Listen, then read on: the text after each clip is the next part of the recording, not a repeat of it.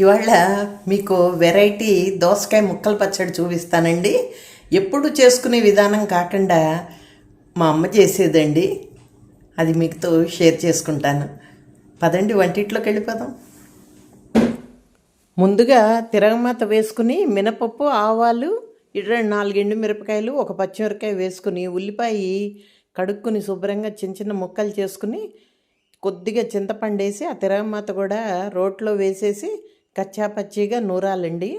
ఉప్పు పసుపు కూడా వేసేసుకోవాలి. కచ్చాపచ్చిగా నూరేసాక చక్కగా గుమ్మగుమ్మలాడుతూ ఉంది పచ్చడి. దాంట్లో మనం శుభ్రం చేసి సన్నగా పెచ్చు తీసి తరుక్కున్న దోసకాయ ముక్కల్ని వేసేయాలండి. ఇష్టం ఉన్నవాళ్ళు చక్కగా గింజలు ఉంచుకోవచ్చు. నేను గింజలు తీసేసానండి. గింజలు ఉంటే నీరు ఎక్కువ వచ్చేస్తుందని. తర్వాత కావాలనుకున్న వాళ్ళు ఒక వెల్లుల్లి రెమ్మ కూడా వేసుకోవచ్చండోయ్, సహించేవాళ్ళు. కొంతమంది ఈ పచ్చట్లో వెల్లుల్లి తినరండి, అందుకని నేను కూడా తినను. ఉల్లిపాయ వేసాం కదా, అందుకని ఇందులో వెల్లుల్లిపాయ వేయకుండా ఉట్టి పచ్చి ఉల్లిపాయ వేసి నూరానండి. యమ టేస్ట్గా ఉందండి. మీరు కూడా ఈ వెరైటీ పచ్చడిని ట్రై చేయండి.